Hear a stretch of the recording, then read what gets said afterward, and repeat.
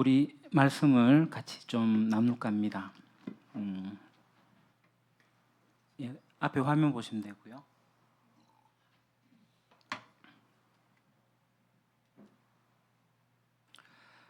시편 23편 1절입니다. 우리 같이 한번 봉독하겠습니다. 시작.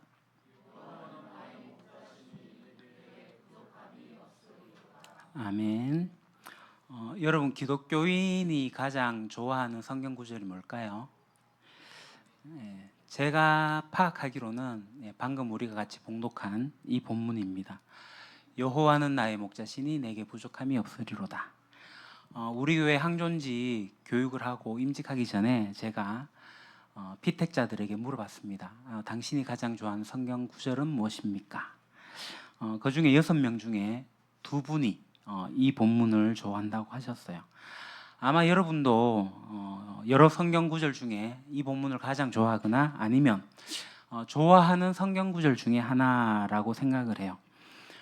그래서 제가 이 시편 23편으로 된 찬양을 이렇게 좀 조사를 해봤는데요. 제가 조사한 곡만도 한 수십 곡이 훨씬 넘더라고요. 여러분들도 잘 아시는 곡이 있는데 그 중에서 이제 어른들 중에 이 찬양을 좋아하시리라고 생각을 합니다. 김영기님의 곡입니다. 아시죠? 여호와 나의 목자 내게 부족 없네 푸르른 초장 위에 이렇게 하는 찬양입니다. 처음 들어보시는 분도 계시고 자, 그 다음에 나운영님의 곡도 참 좋아하시죠?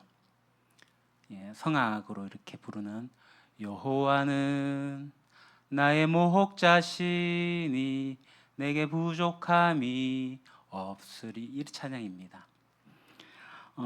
그리고 이제 저와 같은 세대 이제 40, 50대는 이 최덕신님의 박종호 장로님의 곡이죠. 여호와는 나의 목자시니 내가 이렇게 하는 찬양이 있습니다. 그리고 좀 더 세대가 내려가면요, 20, 30대 예수전도단의 Psalm 23 시편 23편 여호와는 나의 목자시니 이런 찬양이 있습니다. 조금 더 세대가 내려가면요, 위러브의 주 나와 함께 하시니 부족함 없네 예 뭐 이렇게 하는 찬양이 있습니다. 저 요즘 곡은 좀 따라 부르기가 많이 힘들더라고요. 여하튼간에 그 외에도 수많은 곡들이 많이 있어요. 찬송가에도 시편 23편 있죠.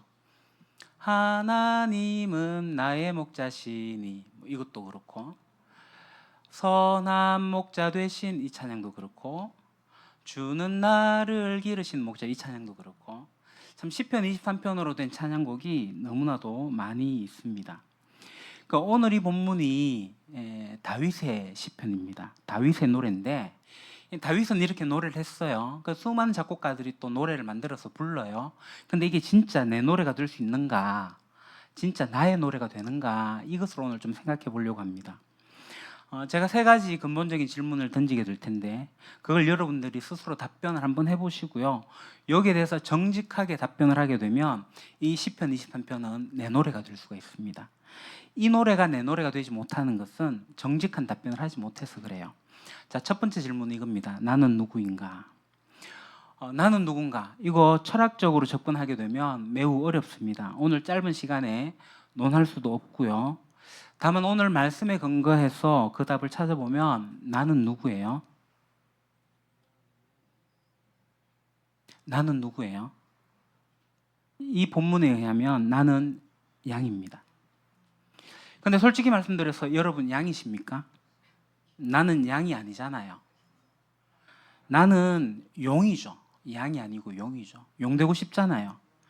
아니면 호랑이, 사자 되고 싶죠. 힘이 있고 싶고 어떤 카리스마가 있고 싶고, 그래서 누군가를 지배하고 싶어하는 사람들이 있습니다. 그리고 코끼리 같은 사람도 있어요. 힘이 세잖아요. 코끼리는 이 힘을 다른 동물에게 함부로 쓰지 않아요. 무지막지하게 쓰지 않습니다. 근데 나도 그렇게 나의 힘을 함부로 쓰고 싶진 않은데 누군가가 나에게 피해를 입히게 되면 나 못 참잖아요. 코끼리 건들면 어떻게 돼요? 코끼리 못 참거든요. 마찬가지로 나 건들면 나 못 참아. 이런 사람들도 있습니다. 어떤 사람은 소처럼 근면 성실 정직하게 살겠다. 그렇게 하는 사람들도 있고요. 어떤 사람은 남편이 사자가 된다고 하면 나는 그 사자를 잡을 수 있는 암사자가 될 거야. 뭐 이런 분도 계시기도 하고요. 그러니까 우리 가운데는 이렇게 뭐 여우나 늑대 같은 동물은 되고 싶진 않죠. 그러나 늑대처럼 여우처럼 살아가요. 그러니까 약한 이에게 강하고 강한 이에게 비굴한 늑대처럼 또 여기저기 붙어가는 그런 사람들처럼 실제로 그렇게 살아가는 사람들이 있습니다. 자기 힘으로 살아가려고 하는 거죠. 결국 세상 모든 사람들은 다 자기 힘으로 살아가려고 해요. 누군가로부터 보호를 받으면서 살아가려고 하지 않는단 말이죠. 근데 양은 어때요? 양은 목자가 없으면 생존이 불가능합니다. 양의 특성은 자기 방어 능력이 없는 거예요. 방어 능력이 있다면 이 털이 조금 많아가지고 맞으면 좀 덜 아픈 거 정도? 양은 또 방향 감각이 없죠. 자기가 스스로 이렇게 길을 알아서 찾아갈 수가 없어요. 그러니까 목자가 없으면 생존 자체가 불가능합니다. 위험합니다. 근데 여러분 양이고 싶으세요? 양이십니까? 내가 양이라고 하면 기분 나쁘잖아요. 나는 내가 누군가의 도움을 받지도 않고 나 잘 살 수 있어 라고 그렇게 믿고 있는데, 나에게는 힘도 있고 지혜도 있고 능력도 있는데, 그래서 나 괜찮다라고 생각하고 있는데, 근데 성경에서 우리 보고 양이라는 거예요. 그러면 우리 보고 양이라고 한다고 하면 우리에게 어떤 힘도 없고 지혜도 없고 능력도 없다, 그런 것이 필요 없다는 것을 이야기하는 걸까요? 아니요. 그게 있긴 하지만 그것만 가지고 살아가는 데는 턱없이 부족하다는 거예요. 내가 가진 것으로 내 인생을 의미 있게 바르게 살아가는 것은 턱없이 부족하다. 그래서 우리가 양이라는 거예요. 그러니까 이 세상을 만드신 분이 있어요. 그분을 절감한 사람들은 자기 자신을 양이라고 생각합니다. 근데 많은 그리스도인들이 그 하나님을 절감하지를 못해요. 나 괜찮은데, 나 잘 살고 있는데, 내 인생에 플러스 하나님 있으면 알파로 좀 더 낫겠지라는 생각을 갖고 있는 거예요. 마치 하나님을 보너스처럼 여기고 있다는 거죠. 그러니까 있으면 좋고 뭐 없어도 뭐 쏘쏘 그렇게 생각한다는 거예요. 또는 하나님을 종이 호랑이처럼, 그림 속에 있는 호랑이처럼 생각을 해요. 이 그림은 송하명호도 주카명호도 김홍도 씨가 그린 건데요.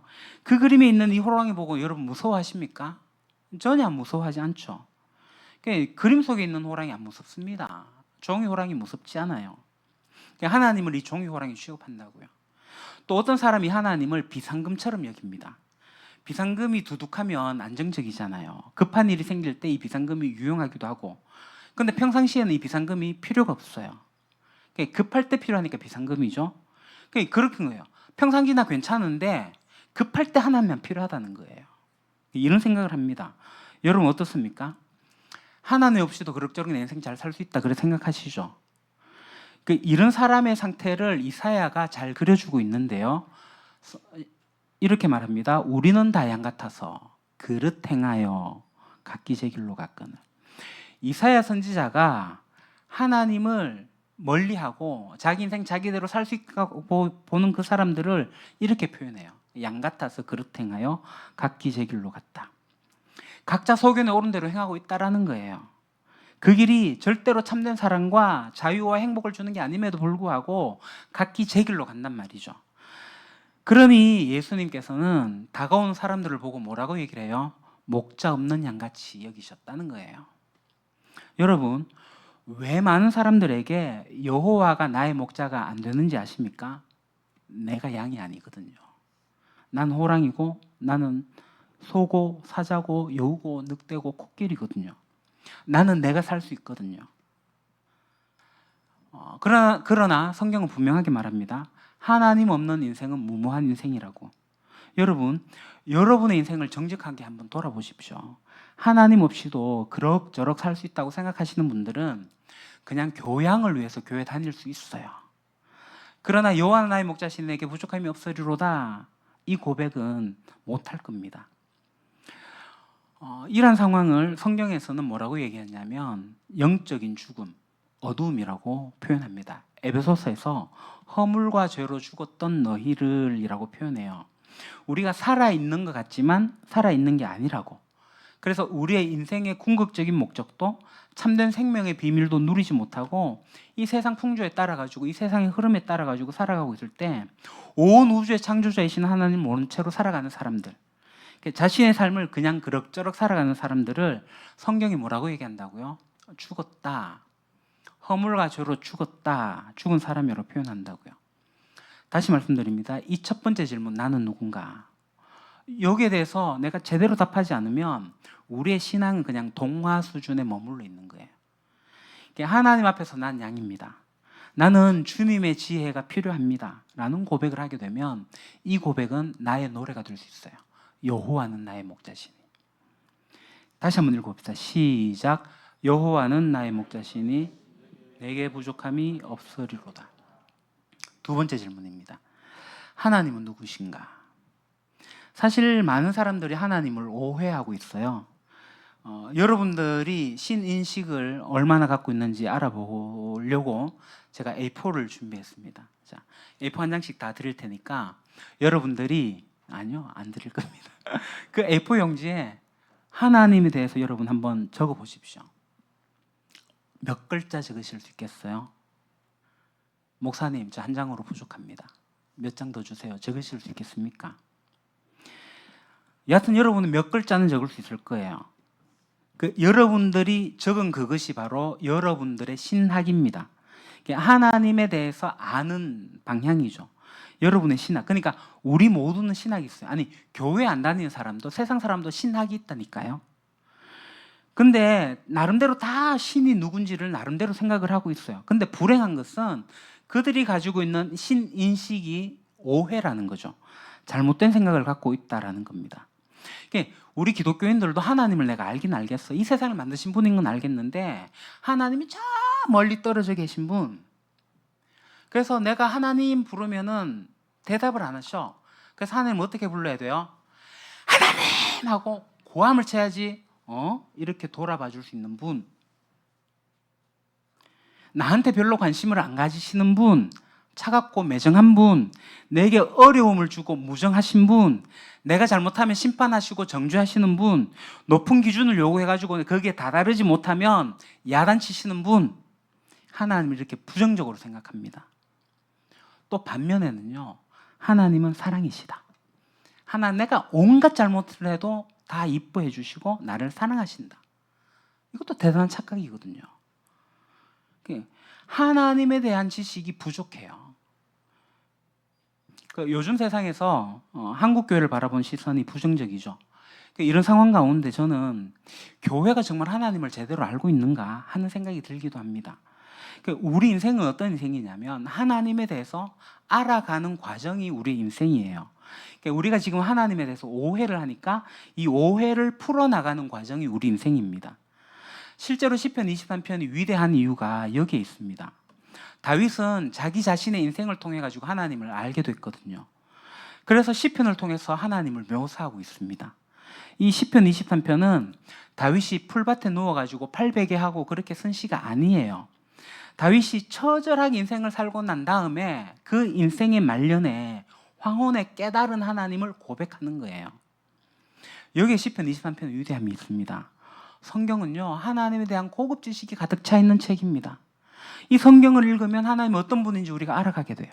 근데 많은 사람들이 하나님을 목자로 알지 못하는 것은 하나님이 얼마나 목자로서 탁월한 것인지 이 성경을 읽지 않아서 그래요. 하나님이 어떤 성품을 가지고 계신지, 어떤 계획을 가지고 계신지 잘 몰라요. 하나님께 사람을 어떻게 만나고 계시는지, 어떻게 함께 하시는지, 그들과 어떤 길을 같이 걸어가시는지를 잘 몰라요. 성경을 보나 기독교 역사를 보나 하나님을 아는 사람들은 변했어요. 그 변한 그 사람들로 인해서 사회가 변했어요. 다시 말씀드리지만 이 성경은 살아계신 하나님을 굉장히 선명하게 아주 잘 설명해주고 있는 책입니다. 그럼 여러분에게 다시 묻겠습니다. 우리가 믿고 있는, 우리가 알고 있는 하나님과 예수님에 대해서 여러분 얼마나 아셔요? A4 용지에 쓰게 된다면 여러분 얼마나 쓰실 수 있겠어요? 솔직히 하나님에 대해서 아는 게 별로 없잖아요. 하나님에 대해서 아는 것은 굉장히 중요합니다. 왜냐하면 하나님을 모르는, 그러니까 하나님에 대해서 무지한 것은 하나님이 주시는 복에 대해서도 연결이 되는 거거든요. 하나님이 막연하게 좋은 분이라면 하나님이 우리에게 주시는 복도 막연하게 다가와요. 하나님 주신 복이 막연하다 보니까 하나님의 복이 아니라 세상에서 다른 복을 찾아 헤맨다고요. 하나님에 대한 무지는 하나님이 주시는 복에 대한 무지 또는 무시가 되는 거예요. 많은 그리스도인들이 하나님은 나의 목자라고 하긴 해요. 그런데 우리가 그 하나님에 대해서 무시하니까 하나님의 풀밭이 있는데 푸른 풀밭에 우리가 이미 와 있음에도 불구하고 그것을 벗어나서 자꾸 다른 곳을 찾아 헤매는 거예요.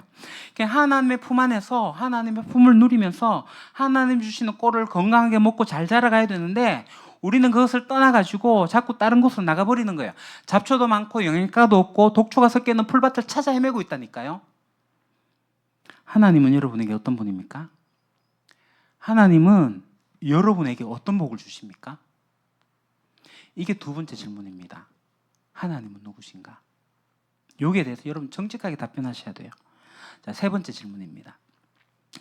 그러면 하나님은 내 인생에 어떤 분인가? 우리 인생은 실제로 문제와 결핍투성입니다. 많은 사람들이 착각해요. 우리 인생에 언젠가는 행복과 기쁨이 올 거야. 막연하게 생각합니다. 지금 내가 누리고 있는 행복도 있고 내가 누리고 있는 기쁨이 있다면 어떻게 하면 그것을 좀 더 지속적으로 누릴 수 있을까 이 생각을 해요. 내일 해가 뜨면 내일 좀 더 나아지겠지 그런 생각을 해요. 5년 후에 10년 후에 더 나아지겠지 이런 막연한 기대를 가지고 살아요.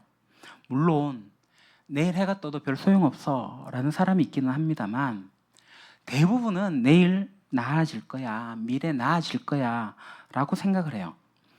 그런데 우리 인생은 이 문제와 결핍투성입니다. 여러분 어릴 때 위인전 많이 읽어보셨죠? 그래서 위인들처럼 되고 싶었잖아요.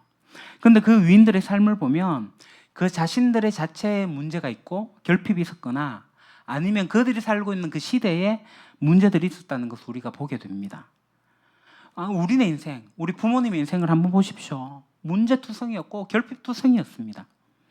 이런 것에서 자유로울 수 있는 사람이 없어요. 우리 인생은 부족합니다. 뭔가 더 있어야 돼요. 이 시편을 쓴 다윗을 한번 보십시오. 자, 다윗은 골리앗을 무너뜨리고 정치적 입지가 올라갔어요. 그때부터 다윗이 어땠습니까? 왕인 사울로부터 피해 다녔습니다. 도망 다녔어요. 훗날에는 아들로부터 도망 다녔어요. 그 외에 다윗의 인생에는 후회와 부끄러움이 있습니다. 다윗은 늘 전장에 나갔어요. 적들과 싸웠어요. 정치적으로, 정신적으로 늘 스트레스 속에 살았을 거라고요. 다윗의 인생은 결코 여호와는 나의 목자시니 내게 부족함이 없으리로다. 이 고백할 수 없는 인생이라고요. 정말 다윗이 어떤 존재였냐면요. 시편을 보십시오. 다윗의 시는요. 타는 시들이 더 많아요. 슬픔과 눈물과 아픔과 신음 속에 있는 다윗을 여러분 시편에서 만나게 될 거예요. 전쟁하러 나가면서도 그 스트레스가 얼마나 많았는지, 그 적으로부터 얼마나 공격을 많이 당했는지 다윗의 한숨이 곳곳에 숨겨져 있어요. 오늘 이 시편은 다윗이 풀밭에 누워가지고 부른 노래가 아니에요. 왕궁에서 풍족하게 잔치를 하고 난 다음에 부른 노래가 아니라 그 말년에 힘든 시기를 다 보내고 난 다음에 자기 자신이 경험한 하나님을 노래하는 거예요. 다윗도 이 문제와 결핍투성이었습니다. 우리도 마찬가지로 죽을 때까지 문제와 결핍 속에 살 거예요. 우리는 이 결핍과 문제를 좋아하지 않습니다. 그런데 여러분, 이 문제와 결핍이 오늘 우리가 하나님을 알아가는, 인격적으로 알아갈 수 있는 계기가 되는 거예요. 이게 기회입니다. 만약에 여러분들이 문제도 없고 결핍도 없다고 생각해 보십시오. 그럼 하나님 찾겠어요? 풍요와 성공 속에서 그것을 주신 분을 잊어버리고 살 거예요. 하나님 어쩌면 우리에게 결핍 대신에 풍성함을, 문제 대신에 해결을 주실 거예요. 그러나 이 문제와 결핍을 통해서 우리는 하나님을 대면할 수가 있습니다. 부족함이 없다는 표현은 모세도 했거든요. 신명기 2장 7절에 주 당신의 하나님이 보살펴 주셨고 함께 계셨으므로 당신에게 부족함이 없었습니다. 자, 광야 생활이에요. 광야에 왜 부족함이 없어요? 광야 생활에 뭐가 있다고요? 만나 메추라기가 단대요. 왜 부족함이 없다고 하죠? 그 광야에 하나님이 함께 계시니까. 그 결핍 속에서 하나님을 경험했으니까. 그래서 우리가 하는 게 뭐예요? 기도입니다. 문제가 있고 결핍이 있을 때 우리가 기도하게 되는 거예요. 그렇게 기도하면 하나님은 우리의 결핍을 채워주세요. 우리의 문제를 해결해 주세요. 그보다 더 중요한 것은 하나님이 자기 자신을 우리에게 주십니다. 이 비결을 아는 사람이 부른 노래가 뭐냐면 바로 여호와는 나의 목자시니 내게 부족함이 없으리로다 입니다. 그래서 이 기도의 시간은 매우 중요합니다. 기도할 때 우리는 익어갑니다. 우리의 신앙이 익어가죠. 문제를 해결하고 결핍을 채우고 그 속에서 하나님을 만나는 시간, 이게 바로 기도하는 시간이에요. 그래서 우리 인생이 잘 익어가는 시간이 기도하는 시간입니다. 기도하지 않으면 우리는 설익게 돼요.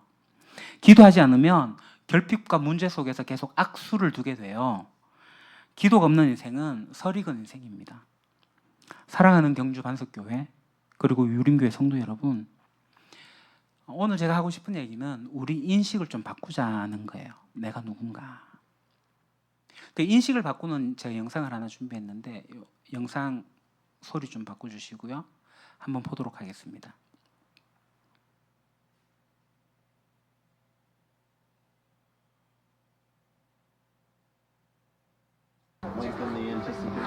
And I hear there's a box inside of a box.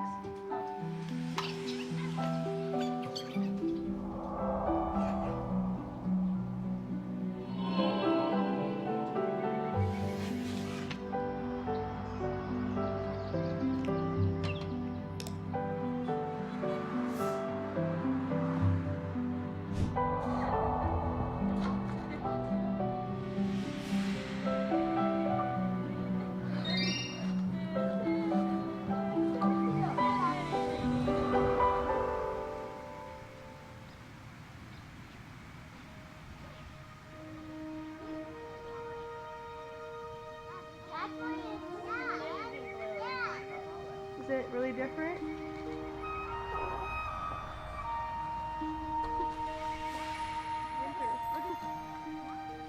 Look at your kids' eyes, Petey. They're so pretty.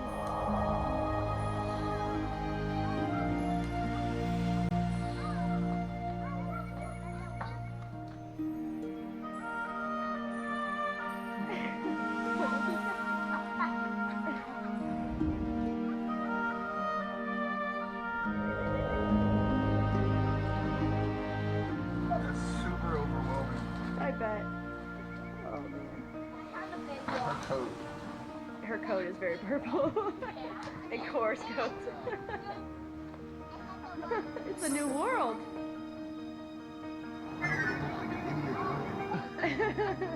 I don't think anybody cares if you do.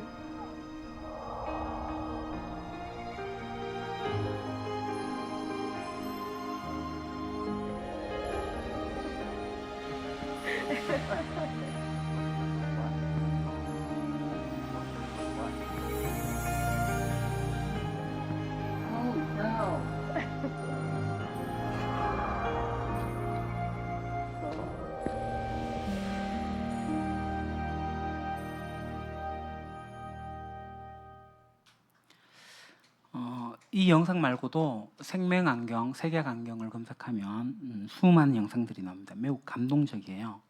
제가 조사해 보니까 이 안경이 나온 지 불과 몇 년이 안 됐어요. 제가 왜 이 영상을 보여드리냐면 이 인식의 전환 때문이에요. 기본적으로 우리는 자기 필터를 가지고 있어요. 자기만의 선글라스가 있어요. 자기만의 선입견이 있다는 거죠. 나는 양이 아니라고 하는 선입견이 있는 거고, 여호와가 나의 목자가 아니라는 선입견도 있어요. 그러니까 나는 내 힘으로 살 수 있다고 생각하는 거죠. 그러니까 이 선입견은 결국 편견으로 가게 돼요. 그래서 이 선입견을 바꾸는 게 굉장히 중요합니다. 그러니까 그 관점을 바꾸는 게 매우 중요해요. 그러니까 이것을 이제 세계관을 바꾼다, 전제를 바꾼다라고 하는 거죠. 그러니까 제가 이제 하나 더 붙여 말씀드리면, 여러분 복음 전하는 거 어렵지 않습니다. 그러니까 왜 복음 전하는 게 어려운지 아세요? 복음을 들어야 될 사람들의 세계관 전제를 바꾸지 않아서 그래요. 그들이 가지고 있는 선글라스를 벗기면 되는데 그걸 그렇지 않기 때문에 그렇죠. 그들의 관점을 바꾸지 않고 하나님은 어떻고 죄가 어떻고 예수가 어떻고 뭐 십자가 어떻고 부활이 어떻고 막 해도 안 먹혀든다니까요. 우리가 설득하려고 하지만 설득이 안 돼요. 우리가 그 사람이 어떤 세계관을 가지고 있는지 전혀 검토하지 않고 표면적인 것만 가지고 계속 설득하려고 하니까 문제이죠. 예를 들어서 빨간색 선글라스를 끼고 있는 사람은 세상이 다 빨간색으로 보여요. 파란색 선글라스 끼고 있으면 파랗게 보여요. 그 사람 눈에 그렇게 보인다니까요. 그 사람을 이거 노란색이야 라고 아무리 설명해도 이 선글라스를 벗지 않는 이상 노란색을 몰라요. 설득이 안 됩니다. 저도 가끔 선글라스를 끼는데요. 처음에 선글라스를 끼면 이 선글라스를 인식을 합니다.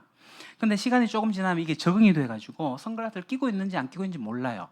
그러다가 실내에 들어가면 아유, 왜 이렇게 어둡지? 아내가 옆에서 하는 말이 선글라스 벗어 이래요. 그러니까 선글라스를 벗으면 환해지는 거예요. 그러니까 전도라는 것도 이와 같아요. 그 사람의 선글라스 벗겨주면 돼요. 아까 영상 보셨잖아요. 안경을 끼고 여러 색을 본 그 사람은 화려하고 멋진 이 세상을 몰랐다고. 너희들 이렇게 화려한 세상을 보고 있었구나. 이렇게 화려한 세상을 보고 있었구나 하면서 하염없이 울어요. 그러면서 가족들에게 고맙다고 하죠. 여러분, 우리 세상 사람들에게 그들의 생각을, 그들의 전제를 바꿔주면요, 하나님 나라를 알고 있는 우리가 보여주기만 하면 되는 거예요. 그래서 전도는 쉽다니까요. 근데 자꾸 억지로 뭔가를 자꾸 집어넣어가지고 그들의 생각을 바꾸려고 하는 것은 잘못된 거고, 선글라스만 벗겨주면 돼요. 전제만 바꾸고 세계관을 바꿔주면 되는 거죠. 마찬가지로 우리도 이 생각을 바꿔야 됩니다. 전제를 바꿔야 돼요. 내가 지금 하나님에 대한 생각, 나에 대한 생각, 이 전제를 바꿔야 됩니다. 그러니까 이 전제를 바꾸게 되면요, 은혜를 받게 되고요, 은혜를 받으면요, 감동하게 돼요. 감동한 사람은 드디어 이제 대화가 시작이 되는 거죠. 하나님 나라 복음 전수는 그들의 전제만 바꾸면 돼요. 그러니까 보여주면 되는 거예요. 내가 누리고 있는 것을 보여주면 돼요. 자, 다시 본론으로 들어와서 첫 번째 질문이 뭐예요? 내가 양이냐 하는 질문이에요. 나는 양인가? 여러분 놀라운 사실 아세요? 하나님은 우리의 이름을 바꾸셨어요. 십자가에서 우리의 인생을 바꾸셨어요. 어떻게 바꾸셨어요? 죄인에서 의인으로, 나그네에서 하나님 나라 시민으로.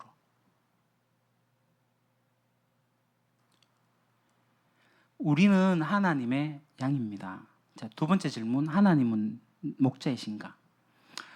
여러분, 하나님이 누구신지, 하나님을 누구라고 고백하는지, 내가 경험하고 있는 하나님은 어떤 분이신지 여러분들이 잘 고백하시면 좋겠어요. 세 번째, 내 인생에 그분이 누구신가? 내가 어떤 존재이고 하나님이 어떤 분이기 때문에 나의 삶에서 내가 하나님을 누릴 수 있는가? 그러니까 이 고백이 우리의 고백이 되길 바라요.